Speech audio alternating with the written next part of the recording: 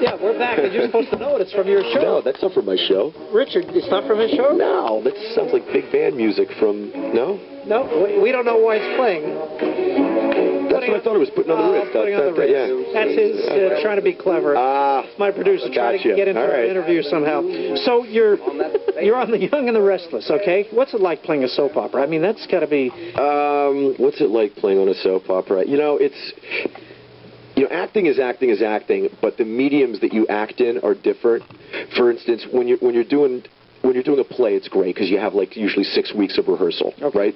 When you're doing a nighttime TV show, you know, you usually do, I don't know, maybe 7 or 8 pages a day, and you take like a week to do an episode of nighttime television. You do a film, usually you take a couple days to do sometimes 1 or 2 pages. When you do a soap opera, we do about 60 pages a day. Wow. We literally get one take, and you know, if you don't bump into the furniture, it goes on the air.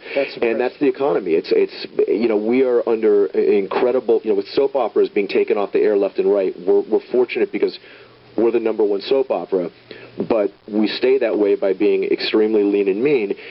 But, you know, as an actor, it's difficult because you want to do the best work possible. And everybody I work with, they're the best in the business.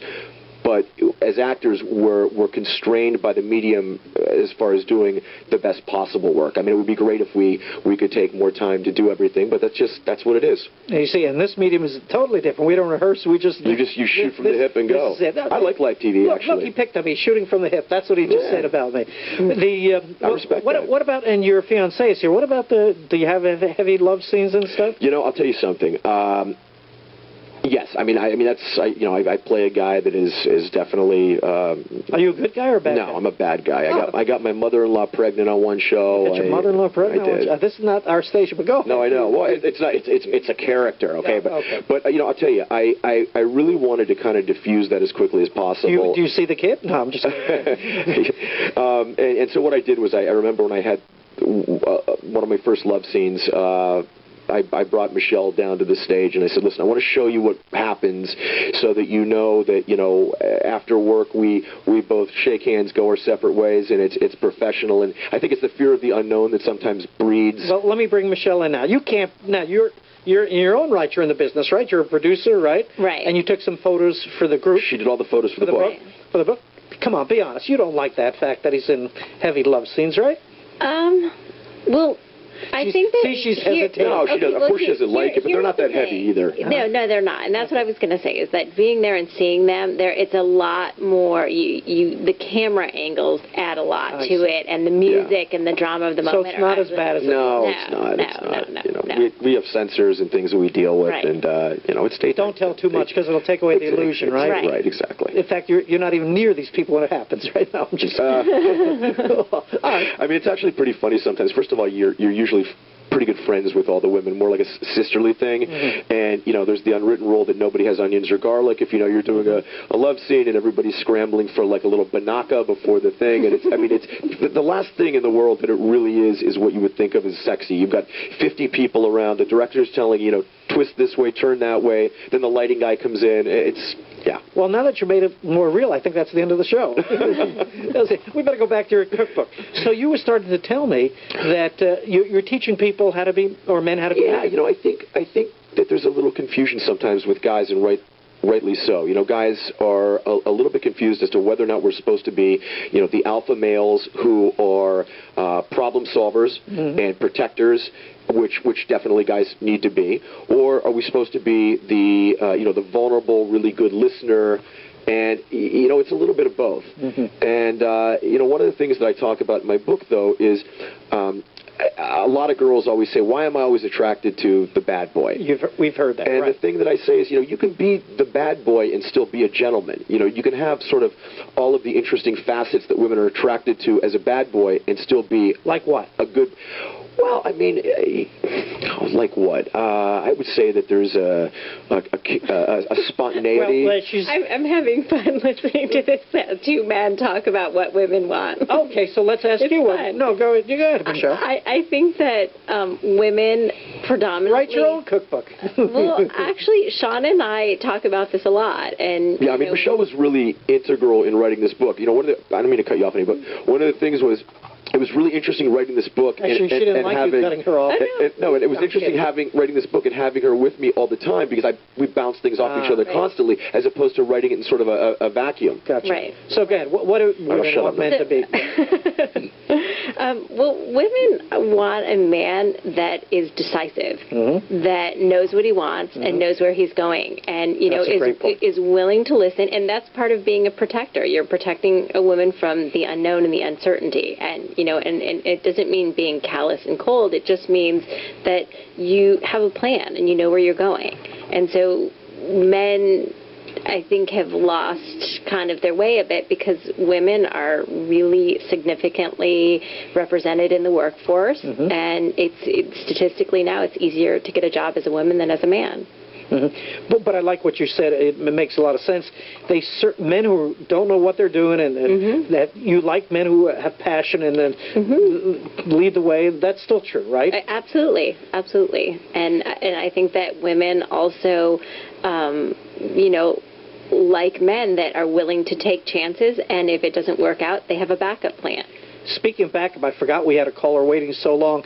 Caller, what's your name? I lost your name, too. My name is Janice. Hi, Janice. And what did you want to ask or say to either Sean or to Michelle?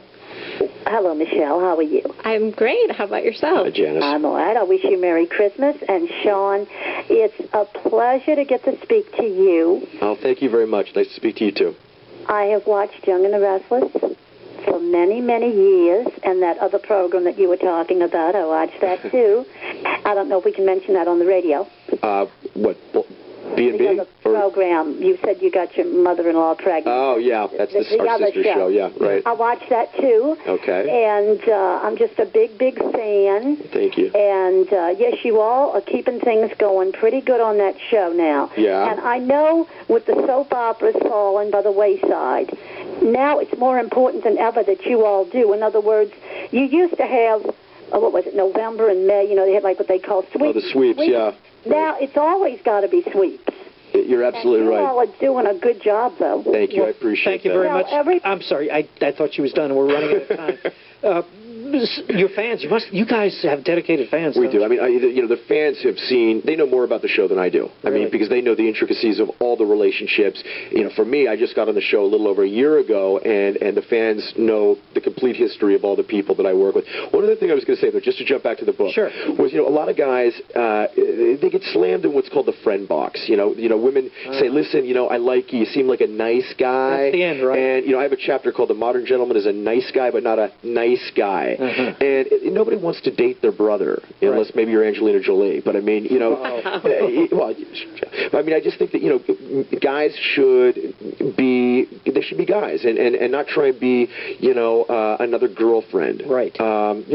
So that's why you're on. That's why I'm on the show. Young and the Restless. All right. So am I able to give the address to plug how they get the book? They can get this book for the holidays, right? And it's a great book for the holidays. It's also a great book for mothers to get their sons going back to college. You can get it on Amazon, and you can also get it signed on my website, which is www.SeanCananTheModernGentleman.com. And if you get it quickly, I'll try and get it out to you before the holidays. That's terrific. And they can watch you, right? They can watch me for about the next 2 weeks. When is it on? Is it on? It's on CBS 11:30 on Pacific Time, Channel 2. And I'm right in the middle of a great storyline, so I hope people will tune in and watch it. And we have a couple of minutes left.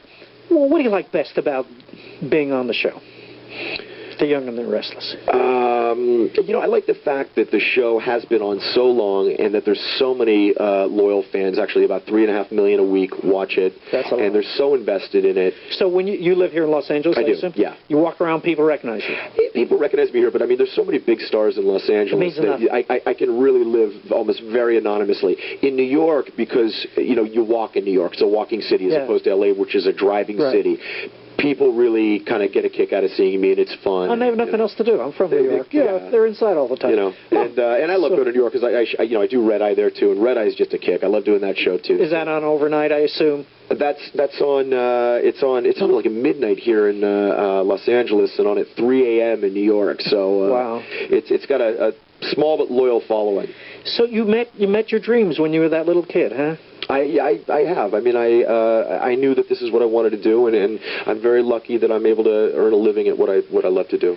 And, I think that's the secret. Whenever we did stuff about people's passion and what career they wanted to do, they had to love it. They had to, never give up, right? Be persistent. Never give up if it's what you really believe. And I think that if you do what you love, success and money will follow. But start by just, pouring your heart in it and just giving, it's got to be the same for you. It is. It absolutely is. And I wish we had more time. You're fascinating. And Michelle, you're the fiancée. When's the wedding? Do we know? We're trying to figure that one out. I figured at the end I got into trouble here. It's like every other minute we're like, do we just go to Vegas and do this? And we want to have a wedding. One of us does. She wants to go to Vegas. Well, wait, you want to go to Vegas? You're the one? A little bit.